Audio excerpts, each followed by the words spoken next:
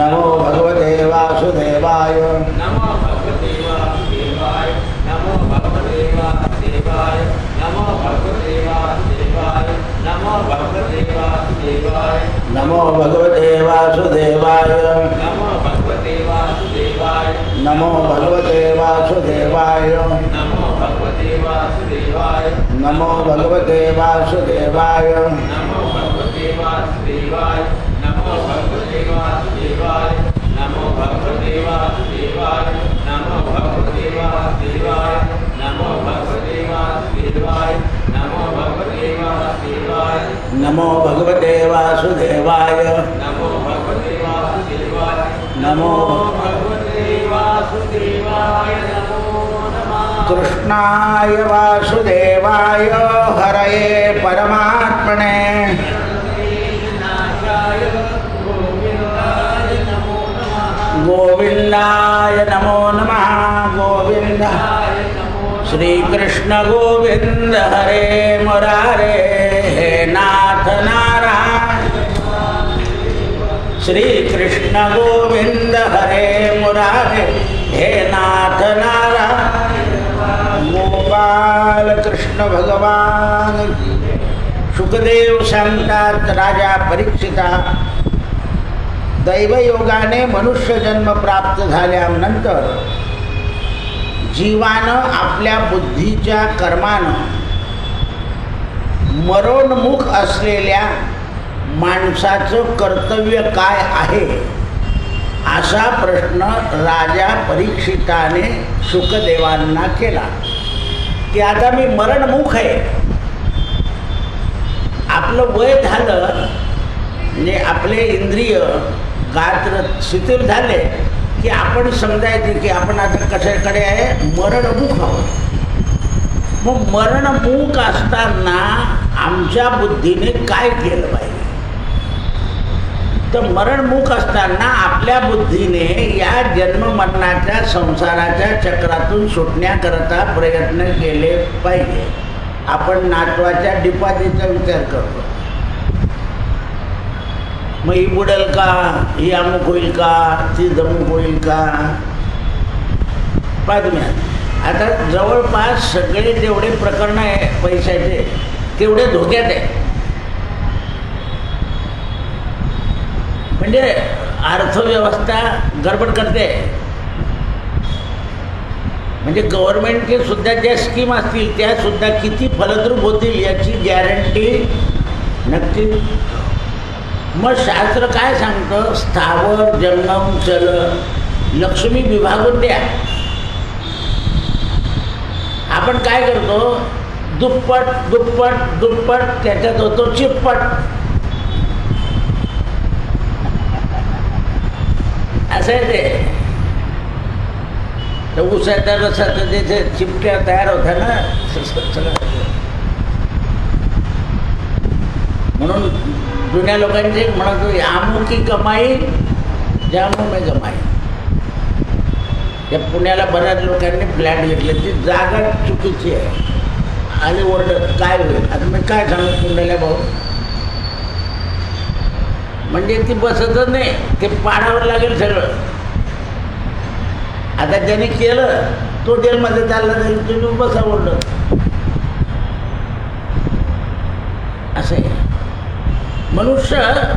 बरं तपास तरी काय करतील एवढ्या मोठ्या शहरामध्ये, नामांकित मनुष्य आहे, करून टाकलं ते नाही समरीमध्ये.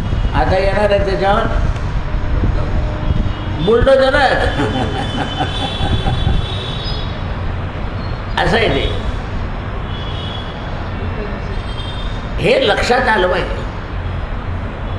एवढं विज्ञान पुढे गेल्यावर सुद्धा 2 माणसांना सौदी पावती होते आणि एकाला खर्तीला दिलं जातं.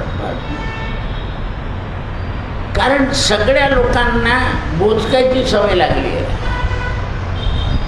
आणि सगळे बेजार झाले. म्हणून मरणमुख असलेल्या माणसाचं कर्तव्य काय असं तू विचारलं तर लक्षात ठेव, पूर्व अध्यायामध्ये तुला मी कोणी करत आहे, हरिकथा श्रवणा व्यतिरिक्त दुसरं काहीही नाही. हे मी शुकमुनी वैराग्यशील माणूस सांगतोय. कारण मी सगळा अभ्यास केला आणि नंतर भागवत शिकलो आहे.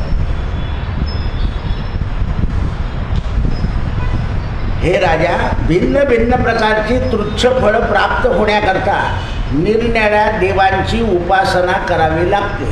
तुच्छ फळं म्हटले आहे शुकदेवांनी. आपल्या वेदवेत्या ब्राह्मणासारखं तेच प्राप्त व्हावं, म्हणजे ब्रह्मदेवासारखं आपल्याला तेच प्राप्त व्हावं, याकरता ब्रह्मदेवानं वेदामधून 4 उपासना काढल्या आणि ज्याला वेद म्हणायचे आहे आणि ज्याला ब्रह्मतेज आपल्या मुखावर आणायचं आहे त्याने ब्रह्मदेवाची उपासना करावी. ब्रह्मतेज मिळेल, विद्वत्ता मिळेल, पण लक्ष्मी मिळेल याची गॅरंटी नाही. बा अति कीर्तिमान गुणवान मनुष्याजवळ लक्ष्मी कमी असते आणि मूर्खाजवळ असं आहे. हे लक्षात ठेवा तुम्ही. सज्जन माणसाला जामीन मिळत नाही, अटकपूर्व जामीन, पण दुर्जन माणसाला लगेच मिळून जातं. त्या खाजला मिळाला बा त्या शिक्षकाला, जो म्हणे मी पाहून घेईल, गोळीबार करून टाका, करून टाकला त्याच्या बोवाटी बाजून, तरी मिळाला. आणि सज्जन असतात त्याला ओढत नाही असतं.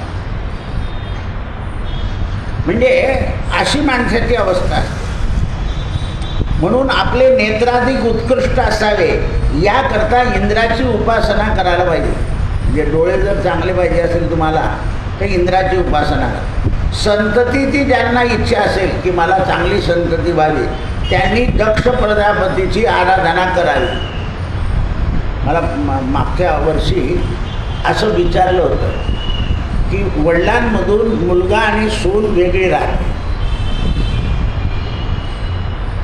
तर मुलाला 4 वर्ष झाले लग्नाला, त्या दोघांनी ठरवलं की आपल्याला संतती पाहिजे. मग त्यांनी आईबाबांना सांगितलं की आईबाबा तुम्ही कुठल्या तरी ज्योतिषाला विचारून, आणि हे सून आणि मुलगा सासऱ्याला पुण्याच्या बंगल्यात पाय पण ठेवू देत नाही, सासूला बी नाही. मग तुम्ही आमच्याकडचं काही पहा. आता तो ग्रस्त आला, ती बाई कुंडली घेऊन आली, कारण आई आहे ती, तिला काही झालं तरी आपल्या मुलाचं कल्याण झालं पाहिजे, चांगला नातू झाला. सगळं मी कुंडली पाहून सांगितलं. त्या म्हाताऱ्याने मला एक शब्द विचारला, म्हणे महाराज ज्या पोराने आम्हाला चांगलं वागवलं नाही त्याला चांगला पोरगा होईल का नाही सांगा म्हणे. लक्षात आलं का? काय चुकीचं बोलला तो? जर पोरगाच आम्हाला झाला नाही तर त्याला पोरगा चांगला होईल कुठून? कशाला मोर्त देता म्हणे. ती आधी म्हणे गुच्छ बसा, गुच्छ बसा. एवढं नाही तर शेवटी तिने त्याची मांडी घेतली, दाबली, चूप बैस. आता तो तर तळतळतोय ना, नथू भाऊ कुठून चांगला होईल म्हणे. असं आहे. म्हटलं चांगल्या मुहूर्तामुळे तो अमेरिकेत राहतील, हे इकडेच तरफडत राहतील, दुसरं काय होईल? येत नाही बोलो, येत नाही काही वेळा तरमळत राहावं लागतं. तर ही अशी संकल्पना झाली आहे. कारण हा मुळात कलियुग आहे. त्या म्हाताऱ्याला ते पटत नव्हतं की पुण्यात येऊ देत नाही त्यांच्या घरामध्ये म्हणे, आणि आणखीन आई बाबा म्हणतो विचारा. आता आई तर तळमळ करणारच, कारण ते तिचा प्रश्नच वेगळा आहे. कोणाची आई असो, संपत्ती करणाऱ्या माणसांना, ज्यांना संपत्ती पाहिजे आहे त्यांनी दुर्गा देवीची उपासना करून राहिले. तुम्ही दर मंगळवारी चालू आहे ना, हरभरे, शिरा, पण जोरात चालू आहे. म्हणून आपण तेजस्वी व्हावं याकरता रोज अग्नीची पूजा करावी. धनाची प्राप्ती करणाऱ्यांनी अष्टवसूची पूजा करावी. आपलं वजन लोकांवर पडावं याकरता भगवान शंकराची आराधना करावी. अन्नादी भोजन पदार्थाची उत्पत्ती चांगली व्हावी याकरता सूर्यनारायणाची पूजा करावी आणि आयुष्याची वृद्धी व्हावी याकरता अश्विनी कुमारांची पूजा करावी. शरीर चांगलं राहावं याकरता पृथ्वीला रोज वंदन करावं. खरं शरीरामध्ये पृथ्वी तत्व आहे, ते जड आहे, म्हणून पृथ्वीला वंदन करावं, पृथ्वीला जल घालावं, पृथ्वीला दूध घालावं. सूर्यनारायणाला दिलेलं जल पृथ्वीला मिळालं पाहिजे. असं फरशीवरून वाहायला नको, त्याच्यावरून पाय ठेवता लोक. मग आता सगळीकडे फरशी आहे, तर तुळशीच्या वृंदावनातच ते पाणी टाकायचं होतं सूर्यनारायणाला, तर ते जमिनीत गेलं पाहिजे. नाही तर मग एक कुंडी ठेवायची, त्याच्यात माती टाकायची आणि त्याच्यात अर्घ्य द्यायचा. त्या पिंपळाच्या ओट्यावर उभं राहून तिकडे मातीत टाकलं पाहिजे, किंवा इकडे लोक या इथून उभे राहता ओट्यावरून खाली, त्याच्यावरून लोक पाय ठेवतात अर्घ्यावर. असं आहे. परवा सोमवार होता ना, पण तरी बाईने दिवा लावला आणि दुसरी बाई गेली, तिचं ते वरचं हे पेटलं. ते म्हणे दिवा लावणारचं बरं नाही होणार म्हणे. आता बरोबर आहे ना, दरवाजामध्ये माणसाचं लक्षात नाही राहत, मनुष्य घुसायला प्रयत्न करतो. पण आमच्या बुवाने सांगितलं की दरवाजातच लावायचं. त्या बुवाला टक्कल आहे, नाही तर त्याच्यावर लावून नाही म्हणा, टक्कल आहे त्याला वरती. दरवाजाला लावायचा आहे तर दरवाजाच्या बाजूला लावायचा, जाण्याच्या ह्याच्यात नाही लावायचा. हे लक्षात आलं पाहिजे. गर्दी कमी झाली तेव्हा आम्ही अभिषेक पात्र लावलं, नाही तर लोक पडून जायचे दडात. बऱ्याच लोकांचे डोके फुटले. कारण टाक पाणी खाली पडलं की ते सगळं दगडावर पाय सटतात. त्या मार्बलवर लोक आदळले गेले, बंद करून दिलं होतं ते अभिषेक पात्र. आता गर्दी कमी झाली की लावून दिलं. कारण कोणतंही देवकृत्य करताना घातपात व्हायला महादेवाच्या मंदिरात सावध जावं लागतं, कारण दरवाजा लहान असतो. बरेच लोकांना लागून जातं. तिथे फोम लावून ठेवला आहे, कुठे लावणार बाबी, तिथे फोम लावलं असं वरती. हे लागलं इथं जखम व्हायला नको, कारण बऱ्याच लोकांना असं वाकायची सवय नसते. केव्हाही मंदिरामध्ये घातपाताची कृत्य होऊ नये. आमच्याकडे या नंदीच्या जवळ एक एस-टीमध्ये क्लार्क बाई होती. तिने काही केलं असेल, तिने खाऊन घेतलं आणि त्या नंदीजवळ बसली आणि उलट्या करायला लागली. मी लगेच जिल्हा पेठला सांगितलं आणि तिला दवाखान्यात घेऊन ती बरी झाली. दुसऱ्या दिवशी आली ती म्हणजे त्यांना माझी चप्पलने सापडत मरा करता आली होती आणि दुसऱ्या तिसऱ्या दिवशी आल्यावर ती चप्पल मागे मला म्हटलं. एका बाईला म्हटलं तुझी चप्पल काढ आणि हिला हान धरा. जाते का? मरा करता आली होती आणि आता आल्यावर म्हणते चप्पल. ही अशी अज्ञान प्रजा असते. मंदिरात कशाला मरत हे कळायला पाहिजे. म्हणून लोकांना योग्य मार्गदर्शन झालं पाहिजे. मार्गदर्शनाशिवाय उपयोग नाही. आता कोणत्या फलाची प्राप्ती न इच्छा करणारे असे जे उदार लोक आहेत, ज्यांना मोक्ष पाहिजे आहे, त्यांनी भगवान नारायणाचीच आणि हरीच्या कथा श्रवण कराव्या. का? त्या त्रिगुणात्मक असल्यामुळे काम क्रोधादिकाचा नाश होतो. हरीच्या कथा कशा आहे? त्रिगुणात्मक आहे. सात्विक आहे, राजसी आणि तामसी आहे. प्रल्हादाशी लीला केली सात्विक आणि हिरण्यकश्यपूशी केली तामसी. बलिराजाशी केली सात्विक, पण पाताळात घातल्यावर त्याला बांधून टाकलं की इथून हल्ला तर याद ठेव. मी लागलं तर तुझ्याजवळ 4 महिने राहील, पण तू इथेच राह, गडबड करू नको. देवाच्या काही लीला सात्विक आहे, काही राजसी आहे आणि काही तामसी आहे. म्हणून परमात्म्याच्या लीला त्रिगुणात्मक आहे आणि या तिन्ही गुणाचा एकच परमात्मा आहे. दत्तात्रय त्रिगुणात्रय मूर्ती दत्त हा हा त्रिभुवनी अवतार त्रैलोक्य राणा. नेती नेती शब्द हे लक्षात आलं पाहिजे आपल्याला.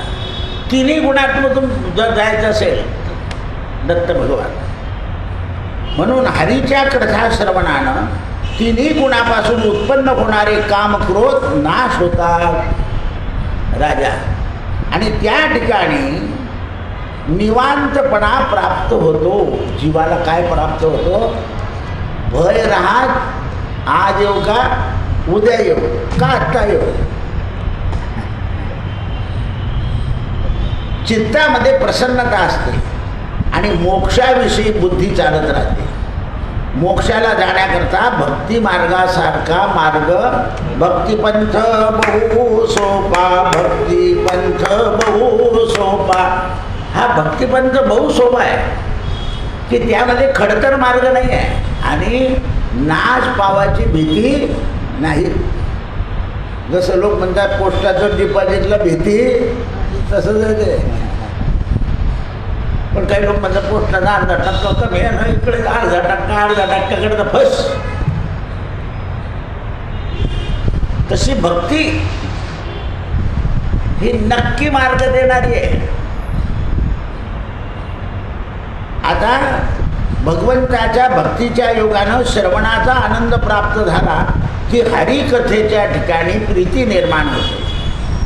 शौनकादिक म्हणाले, सुता हो, शुक्राचार्यांचं भाषण ऐकून भरत कुलातील श्रेष्ठ परीक्षित राजाने परमनिष्ठ वेद सकलाधिक शुकदेवांना आणखीन काय विचारलं? ज्ञानसंपन्न सुता, तुला श्रवण करण्याची इच्छा आहे, मलाही तुला सांगण्याची इच्छा आहे. मला खात्री झाली की तुला खरं ऐकायचं आहे. पांडवनंदन महारथी परीक्षित राजा मोठा भगवत भक्त होता, जो लहानपणाच बालक्रीडा साधनांनी खेळत असताना सुद्धा भगवंताच्या पूजेचाच खेळ खेळत होता. आणि भगवान शुकदेव सुद्धा केवळ ईश्वरी भजनात तत्पर होते. म्हणून वक्ता आणि श्रोता हे दोन्ही भगवंताच्या प्रीतीचे होते. म्हणून भागवत रंगलं. वेदाधिकांनी बहुत प्रकारे वर्णन केलेल्या भगवंताच्या गुणश्रेष्ठ अशा कथेंचं वर्णन ऐक. सूत म्हणतात, नित्यशा उदय आणि अस्त पावणारा सूर्य पुरुषाच्या आयुष्याचा नाश करतो खरा. रोज उदयाला येणारा आणि अस्ताला जाणारा हा माणसाच्या आयुष्याचा नाश करतो, कारण आयुष्य कमी होत जातं. पण त्याला पाणी दिल्यानं आपलं आयुष्य साकार होतं. आयुष्याचं फळ वृक्षांना पण आहे, प्राण्यांना पण आहे, माणसांना पण आहे. पण श्रवण मार्ग मात्र या लोकांना नाही. आता ही जी झाडं आहे ना, ही मंदिरात आहे म्हणून यांना श्रवण मार्गाचं फळ आहे. हे कृतार्थ होतील आणि पुन्हा या वृक्ष रूपात जन्माला येणार नाही. कोणत्या रूपात येतील? मानव रूपात. म्हणून तीर्थक्षेत्राच्या ठिकाणी जे वृक्ष असतात, आता आपल्याला असं सांगितलं जातं की 10,000 वर्षाचा वृक्ष आहे, 5,000. आता मी तुम्हाला सांगेल की हा पिंपळ म्हणजे 140 वर्षाचा आहे, कारण पहिला जो पिंपळ होता ना त्याच्यातच दुसरा पिंपळ उगवला होता, त्याच्यातच वडाचं झाड उगवलं, त्याच्यातच लिंब उगवला आणि त्याच्यातच औदुंबर उगवला आहे. म्हणजे ते झाड असताना खोडामध्ये जे 5 झाडं उगवले होते, मग ते खोड बाजूला पडलं आणि ते 5 झाडं वाढली. अशी गणना आहे ती. पण 5,000 वर्ष झालं राहिलं झाड नाही, त्याच्यात ते बरोबर उगवणार. तर त्याची गणनाच तशी आहे. देव मंदिर, नदी किनारा आणि तीर्थक्षेत्री असलेले झाडं प्रभूच्या गुणनानं उत्पन्न होतात. पण नलकुमेरांना कोणाच्या दारापुढे जन्म घ्यायला सांगितला? नंदराजाच्या.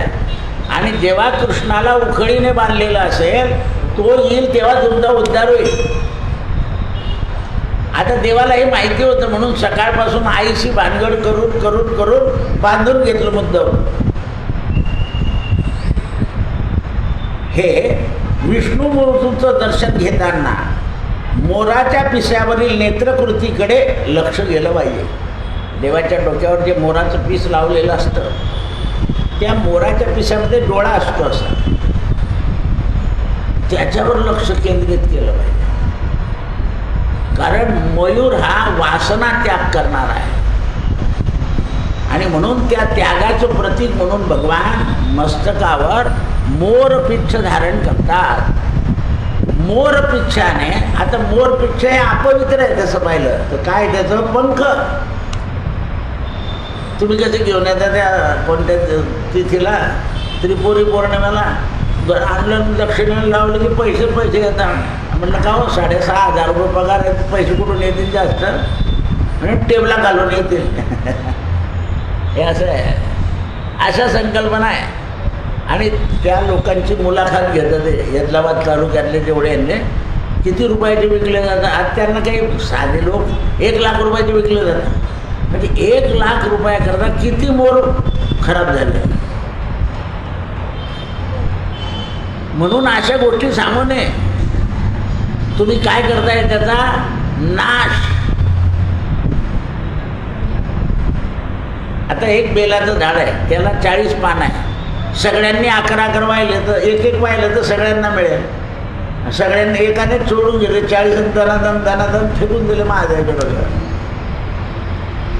ज्या ऋतूमध्ये तुम्हाला जास्त व्हायला सांगितले आहे त्याच ऋतूत व्हायचे ते. श्रावण महिन्यामध्ये त्याला खूप पानं असतात आणि ते पडून वाया जातील, त्याऐवजी देवाच्या मस्तकावर ते धारण केले पाहिजे. त्याच्याकरता गुरव नेमलेला आहे. त्याचा चरित्रार्थ आणि तुमचा परमार्थ दोन्ही. आपण तर फांद्या तोडून आणतो, घरी निवडत बसतो, झाडं तोडून टाकतो. आता काही लोक तुळशी आणताना एखादी झाडाची कापून आणतं बाहेर, कापून टाकतं कात्रीनं तुळशी, काड्याच्या काड्या. काय केलं तुम्ही? छेद केला. पानं तोडून घ्यायचे, त्याच्या फांद्या कापायच्या. पंढरपूरला सुद्धा ते असे कापलेल्या तुळशी चिटकवून देतात प्लॅस्टिकनं, पाहिलं ना? बरोबर नाही ते? काल शिर्डीला केवढा कर झाला पेढ्यांमध्ये.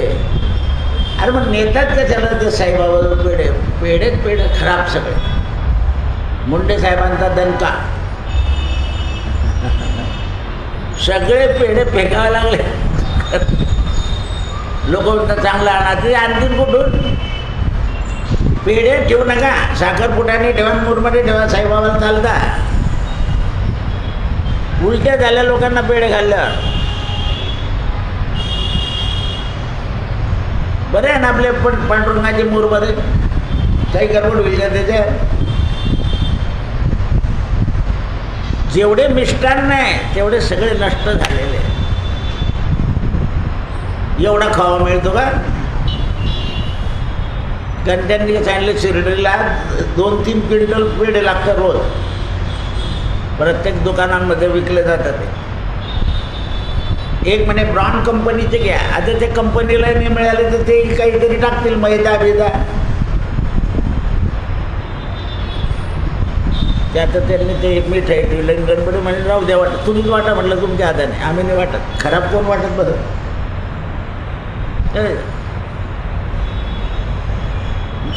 आत्ता मला आज सकाळी कोणी विचारलं, म्हणजे दादा एकादशीला माझ्या सासूचा वाढदिवस आहे, काय वाटतं? तर मला काही एकादशी लक्षात नव्हती. म्हटलं शिरा करून आण. नाही म्हणे एकादशी. म्हटलं मला राजगिराची लाडू घेऊन. केळं पण सांगता येत नाही हल्ली, खराब आहे.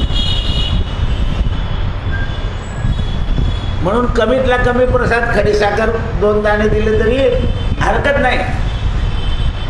म्हणून ते म्हणतात भगवत भक्ताच्या चरणाची कधी प्रीती होते.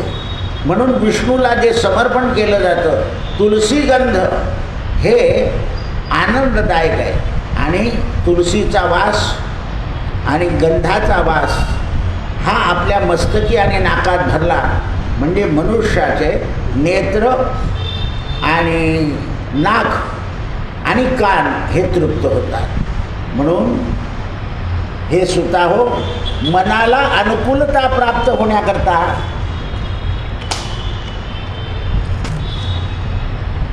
राजा परीक्षिताने उत्तम प्रश्न केला होता. अध्यात्मविद्येत निष्णात असून तो भगवत भक्त होता म्हणून राजाने बरोबर प्रश्न केला.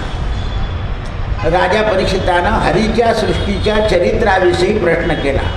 शुकदेव सांगतात, राजा, पूर्वी ब्रह्मदेव आणि नारद यांच्या संवादानं कथा सुरू झाली.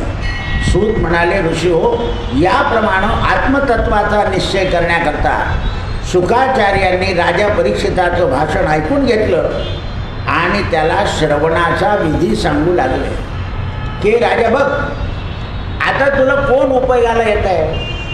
प्रजा येते का? नाही. पत्नी, पुत्र, भाऊ, नाते कोण? आता तुला कोणीही उपयोगाला, मग आता तुझे उपयोगी कोण आहे? तर राजा परीक्षितानं एकदम उत्तर दिलं, भगवान. का दिलं? तर त्या भगवंताने याचं रक्षण केलेलं होतं. सकळ जीवाचा करीतो, आपला सुद्धा सांभाळ भगवंताने केलाय, पण आपल्याला कळत नाही याने मला सांभाळलं. एखाद्या मनुष्याचे आई वडील गेले की मावशी, मामा कोणीतरी त्याला सांभाळलं.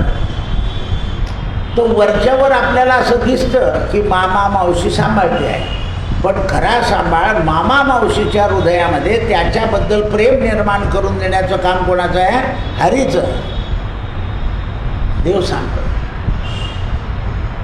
परक्या माणसाला प्रेम निर्माण होऊन जातं, लोक सांभाळ करतात. म्हणून परमात्मा सकल जीवाचा करीतो सांभाळ. तुझं मोकवी लायसे नाही, तुला टाकून दिलं असं परमात्मा नाही आहे.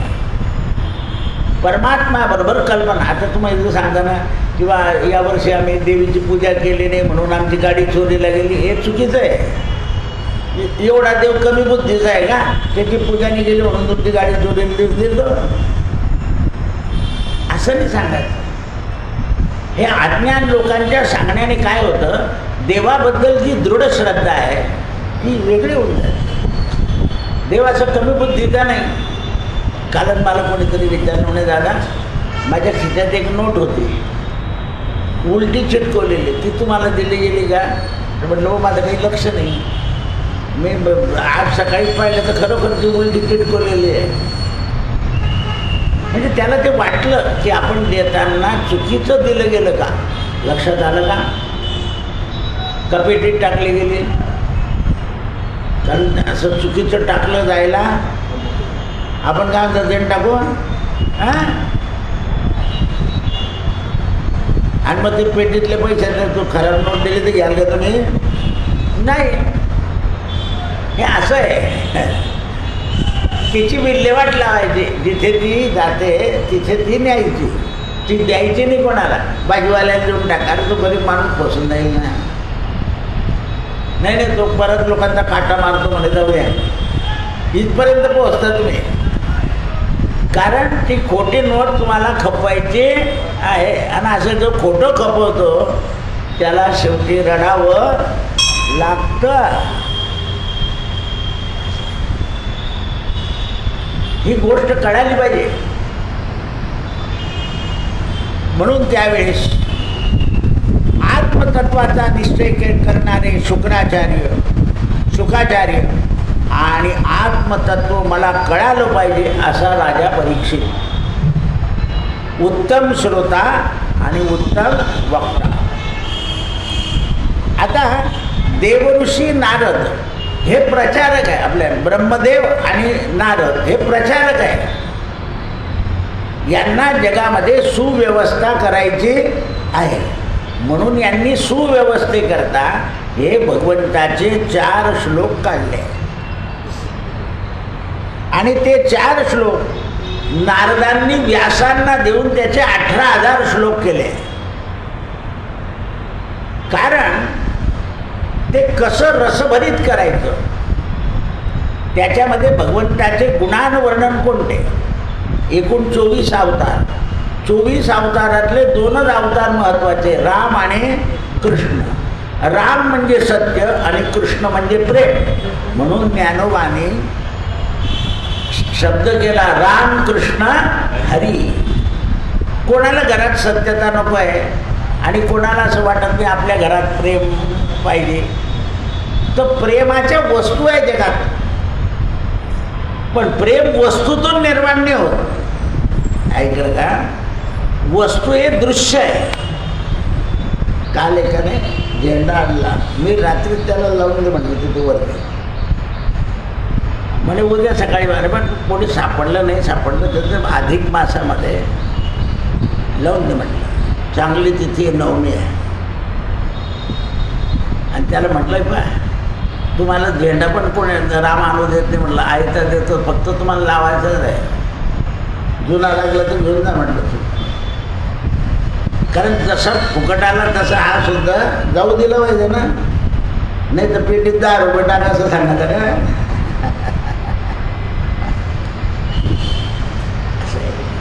अशा वाटा मोकळ्या करत द्या.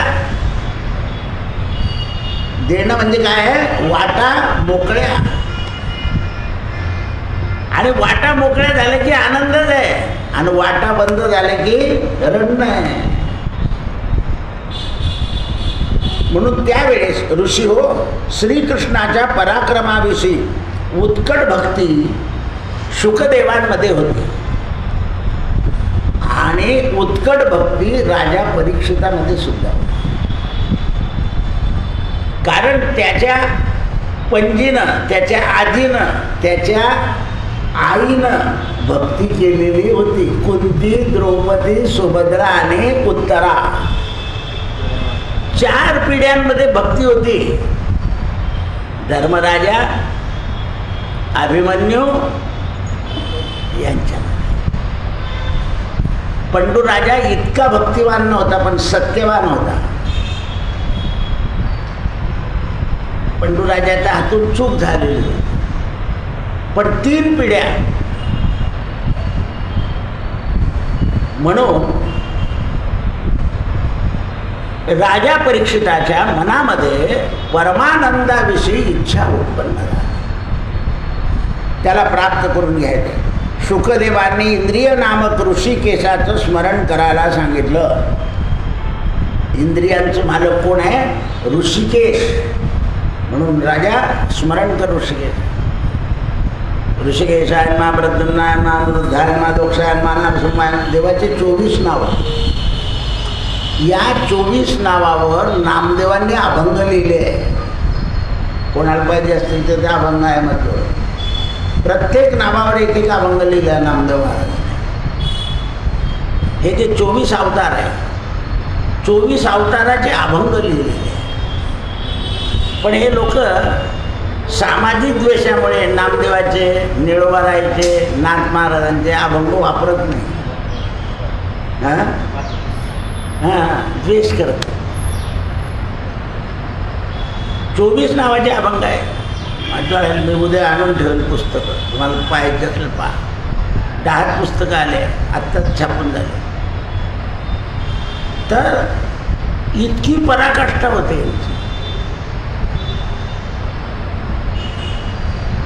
त्याचं ज्ञान होतं. म्हणून इंद्रियांचा संयम ऋषिकेशाचं स्मरण कर, भगवंताच्या कथेत विघ्न येणार नाही. काय सांगितलं? छातीटोपणे विघ्न नाही येणार. पण तुम्ही आता बऱ्याच लोकांनी असं ठरवलं महिनाभर मी बिलकुल सोडणारच नाही. येऊन गेलं मग साडू आला, कधी नव्हता आला ना, त्याला सांगितलं यावेळेस तू बाजारात चालला जाय, मी कथा ऐकायला चाललो आहे. पण तसं चालत नाही. नियम म्हणून कोण करतो? वैष्णवच नियम करू शकतो पक्का. बाकीच्यांचे नियम चालले जातात. महिनाभर लवकर उठायचं आहे ना, तर लवकरच झोपायचं. कोणाला सांगायचं नाही, हो जमणार नाही आपल्याला. कारण हे आपण याला महत्त्व नाही देत, दुसऱ्या गोष्टीला महत्त्व देत. मुलगीने येतं आधी कधी आपण तिच्या घरी चाललं जावं म्हटलं, कुठे पाप घेते. हा काय हरकत आहे, जवळ जाईल ना श्रवण. असं आहे. म्हणून अपरित परमपुरुषाला मी नमस्कार करतो. भगवान साधूच्या दुःखाला दूर करण्याकरता अहोरात्र झटत असतात. राजा परीक्षिता लक्षात ठेव. का झटतात हे विचार. तर म्हणाने साधू जगाकरता झटतात, म्हणून साधूच्या दुःखाकरता भगवान साधू जे आहेत जगाकरता झटतात आणि ते जगाकरता झटतात, म्हणून भगवान त्यांच्या दुःखाकरता तत्पर राहतात. काल सांगितलं दामाजीची कथा, सखुबाईची कथा सांगितली. तिच्या नवऱ्याकरता स्वतः पांडुरंगानं तिचं रूप घेतलं आणि तिच्या नवऱ्याला स्वयंपाक करून खाऊ घातला. आणखी याच्याच पक्ष खालचं काम काय. आणि एकदा देवान डोळे वटारले की तो झोपून नाही जा. जेव्हा बोंब फुटली की सखुबाई पंढरपूरला मेली, मग इथे होतं कोण. तेव्हा त्या दिगंबर पंतांनी अंगठी मोडली, तो म्हणे पांडुरंग. तेव्हा डोळे उघडले सगळे की आपण इतकं छळलो. तिचा अधिकार एवढा होता की देव आपल्या घरी येऊन गेला, पण आपल्याला ओळखता नाही आला. मग त्या दिगंबर गुरुजीला सासूबाईने, सासऱ्याने, नवऱ्याने विचारलं, आता काय करा. म्हणे वारी करा विठ्ठल भक्तीची. आणि त्या दिवसापासून कराडून वारी जायला कोणाच्या नावाने, सखुबाईच्या नावाने. अजूनही जाते सखुबाईच्या नावाची वारी. वारी काय करते तर दुःखाचं हरण. मग काही लोक काय करतात, आपल्याला नाही वारीला जाऊ देतो, वारीला जेवू घालतात. दुसरा पर्याय आहे की आपल्याला जमत नाही त्या लोकांची सेवा करायची. म्हणून त्यावेळेस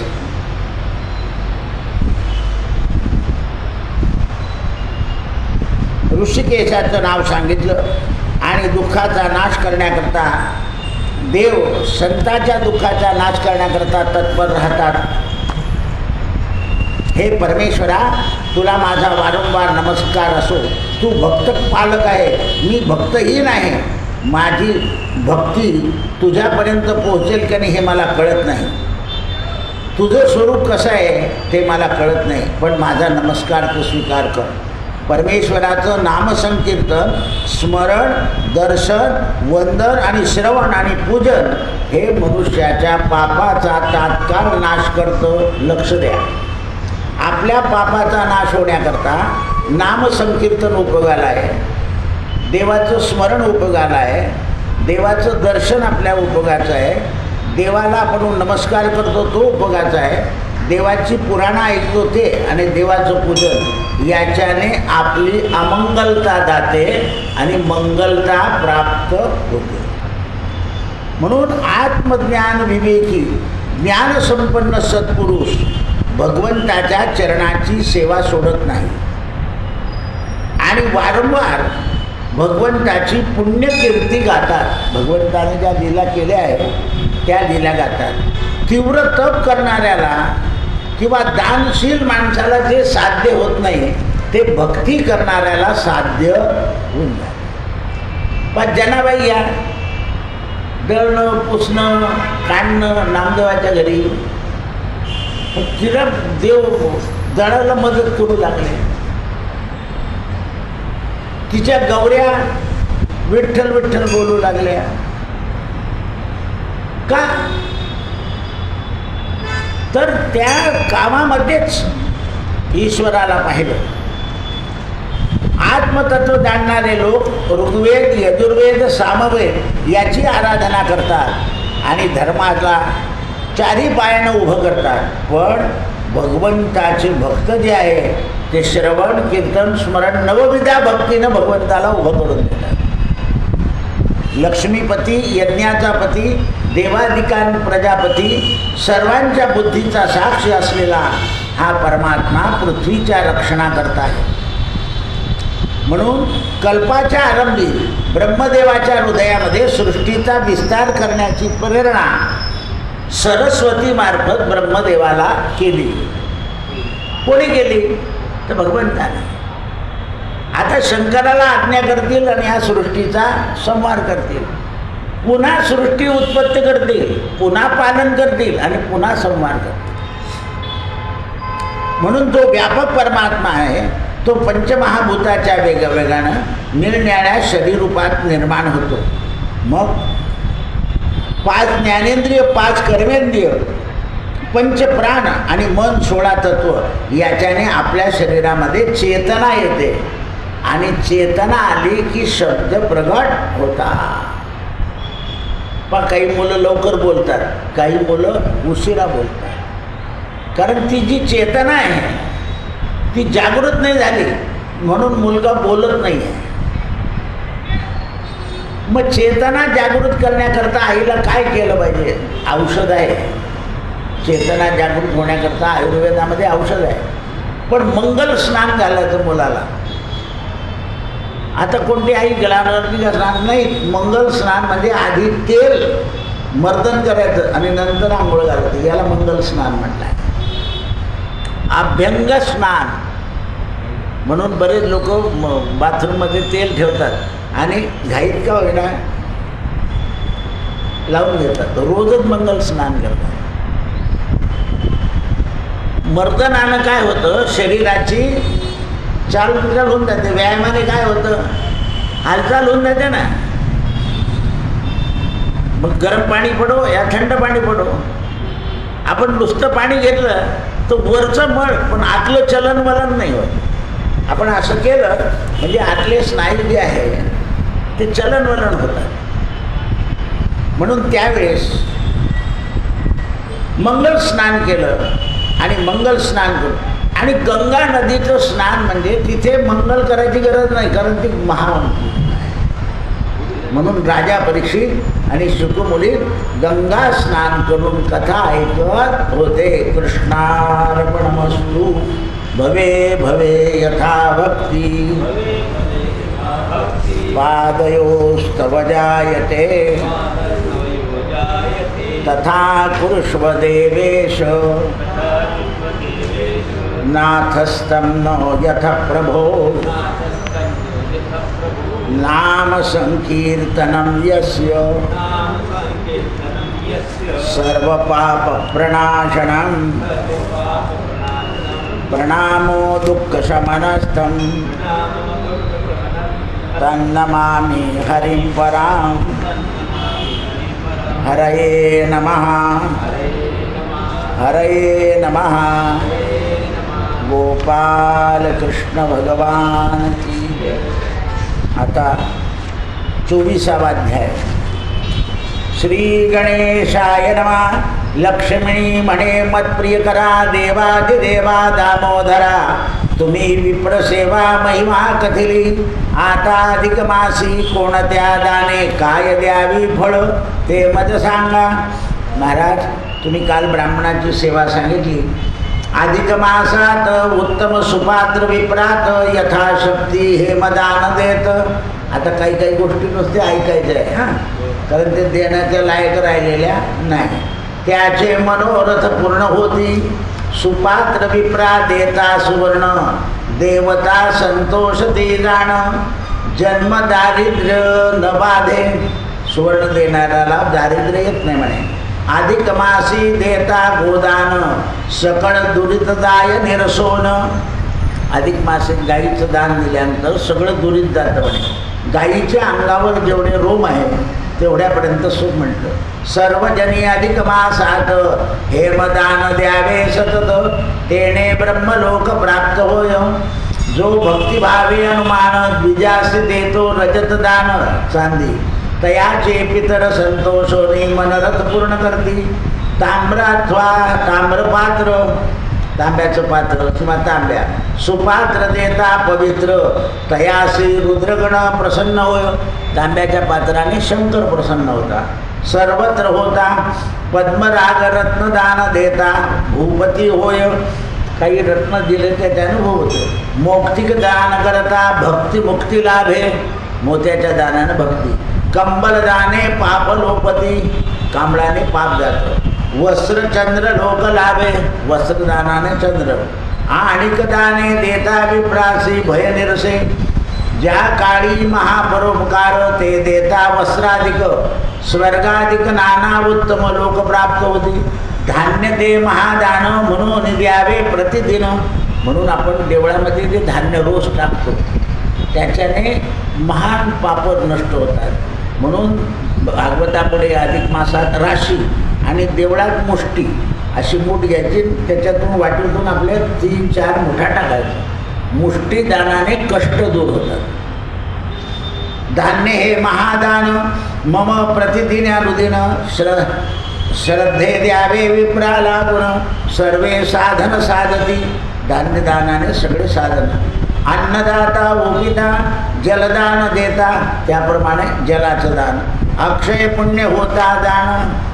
जलदान हे नुसतं माणसाला नाही, जनावरं पशु पक्षी झाडं झुडपं. नुसतं तुळशीला टाकायचं. काही लोकांनी तुळशीला जास्ती घातलं असेल तर दुसऱ्या झाडाला जरी घातलं उन्हाळ्यामध्ये तरी पुण्य आहे. जे श्रद्धापूर्वक विप्रात उपन, पायातली चप्पल. यमयातना दातील घृत किंवा घृतपात्र सूर्यलोक. तूप आणि तुपाचं पात्र कासेबार. तिलपात्र दान करता रुद्रलोक. तिलाचं पात्र दिलं गेलं. वर्ष भरेल पुरेल धान्य वस्त्र भरणान, घृतासी वर्तमान शिवपूजती. अधिक मासी द्वादशी विशेष. अधिक महिन्यामध्ये द्वादशी विशेष. मानव कृतकृत्य होती जाणं द्वादशीने. द्वादशी दिनी अन्न छत्र पादुका घृत सगळी दानं सप्तधान्य देता येते. न जमली द्वादशी तर अमावस्या. संपूर्ण सुवर्ण तिलदान करावे. अधिक मासी नित्य तत्प्रता शुभ होय. अधिक मास भगवंता प्रित्यर्थ करोनी स्नान दान. कथा श्रवण समर्पण करावे. इंदिरे फार काय सांगू, दानाहून श्रेष्ठ नाही. जगामध्ये दानाहून काही श्रेष्ठ म्हणून सर्व जगती दानाची करावे. दाने देव वश होती दाने. मतसुद्धा दान आहे, रक्तसुद्धा दान आहे. दाने सुकीर्ती होय सर्वथा. दानानं माणसाची सुकीर्ती होते. दाने धन्य पुत्र पौत्र. दानाने पुत्र पौत्र होता. मिळती सुमित्र दानेची. दाने सगळी इच्छा पूर्ण. जेवढ्या इच्छा आहे जगामध्ये त्या दानाने पूर्ण होतात. यात स्नान व्रत दीपदान. गोपूजा विप्रपूजा जाणं सकळ पाप घालविती. अधिक मासात व्रत उत्पन्न दैदिप्यमान होती. जे जे आपण व्रत करतो ते गया गंगा काशी पुष्कर रेवा कुरुक्षेत्र चंद्रभागाती पवित्र. परी अधिक मासा समान तेथे न बहुत श्रम. अधिक मासी जे करती स्नान जन्म फळ निर्मळ पूर्ण. पुरुषोत्तमा माझी जो वरी नाही अधिक मासाची प्राप्ती, तो वरी मेदनी पापे गर्जती. यमयातना होती. पण जेव्हा अधिक मासाचं पुण्य आलं तेव्हा यमयातनासुद्धा कमी झाल्या. ऐसे सांगत माधवे लक्ष्मी तया विनवे. अहो अधिक मासात यथाशक्ती भावे, कैसे फळ येते हाता. तेव्हा लक्ष्मीनं सांगितल्यावर की महाराज हे कसं काय माणसाला फळ मिळतं ते सांगा. म्हणे आई तुझं लागी पूर्व इतिहास सांगतो. अरुंधती आणि गिरिजासुता. अरुंधती आणि पार्वती यांचा संवाद चालला असता गिरजेची कांदा वशिष्ठाशी जोडून हात विनवी तसे. अरुंधती वशिष्ठाला विचारते म्हणे महाराज अधिक मास निर्मळ काय करावे. काय करावं म्हणे. ऐसे ऐकून पार्वती म्हणे साध्वी अरुंधती अधिक मास मृत्यूमध्यशी सांग. तेव्हा पार्वतीने अरुंधतीला म्हणे मी पतीसहित बैसले असता मन माता मेना मदप्रता स्नेह बोलू लागली. एक दिवशी माझी माता मी आणि भगवान शंकर बसले असताना माझी माता म्हणे विख्यात झाली तू. तुला म्हणे जगामध्ये का मान मिळाला आणि मी तुझी असे आई असून मान मिळेल म्हणून अधिकात आणि कोकिळा व्रतात मुलीने आईची पूजा करून वस्त्र द्यावं असं आहे, नाही तर कोटी तरी भरावी. सर्व प्रसिद्ध ती जगती माझे गृहात आहे ख्याती, येथे कोठेन राहसी. परी मस्तकी कोण कदा न बोले एक पुष्प. मी तुझी आई असून कधी कोणी माझ्या डोक्यावर एक फुल वाहत नाही म्हणे. काय उपयोग. वर्षाचे 360 दिन व्रत व्यापून करशी जाण. स्त्रियांना घरामध्ये जर पती पत्नीमध्ये प्रेम पाहिजे असेल तर शंकर आणि पार्वतीची रोज पूजा करावी, म्हणजे प्रेम वाढत जातं. ऐसे माते मेनका मदसी, ऐसे लावोनी बोलसी, यद्यपि 12 मासी मद हरनिशी बोलले. तेव्हा पार्वती म्हणाले, आई मला असं टोचून काय बोलते. ऐक म्हणे, धार्मिक अधिक मास मज न पूजती कोण, तुझशी पूजतील जाण. जा म्हणे, अधिक मासामध्ये तुझी पूजा करतील म्हणे. मग कोण करेल तर मीच करते म्हणे. अत्यंत अधिक मास कदापि न व्हावा ओस, म्हणून मातेची पूजना करे. ऐशी अरुंधतीची वाणी ऐकोनी भवानी, म्हणे गे ऋषीपत्नी सारणे तू धन्य. तेव्हा पार्वती म्हणाली, अरुंधती तू धन्य आहे, कारण हे आम्हाला कधीच कळालं नाही. अधिक मास तृतीय दिनी शुक्ल वस्त्र परिधान करून गुरुची आज्ञा घेऊन व्रत घ्यावे. शुद्धस्थानी पवित्र पलाश काष्ट धतुराचे फळपाक ठेवून तिची पूजा करावी. मेनाची मूर्ती करून गौरीस वर्तमान पूजन करावे. पळसाच्या पानावर तिचं पूजन करावं. वित्तशाक्त न होता 1 मास अखंडित दीप लावावा. सखे अधिक मास पूर्ण होता ऐशी व्रताचरुणी अनंत अंती करावे उद्यापन. सुवर्णाची मेना करोनी दान द्यावी. मग पूर्वीत ब्राह्मणाशी पूजोनी सगळे दाने द्यावे त्याशी. विप्र भोजन घालावे यथाशक्ती. ऐशी व्रताचा महिमा सुख पावेल दानपा. आणि असा जो व्रताचा महिमा आहे म्हणे तो सुख पावेल म्हणे. आनंदकारक पूर्व म्हणून अधिक मासी आचरावे. ऐशी गौरी अरुंधती व्रत सांगती झाली मेना व्रत. ते इंदिरे समस्त तुझं केले. गौरी पार्वतीने अरुंधतीला सांगितलं आणि अरुंधतीपासून मी घेतलं आणि मी लक्ष्मी तुला सांगितलं. ऐसे बोलोनी घननिळ अन्यथा सांगू लागले कथा. ती परमसोज्वळ कथा पुढच्या अध्यायी वर्णन करू. कृष्णार्पणमस्तु. हरये नमः. हरये नमः. हरये. सत्यगुरु राये कृपा मज केली.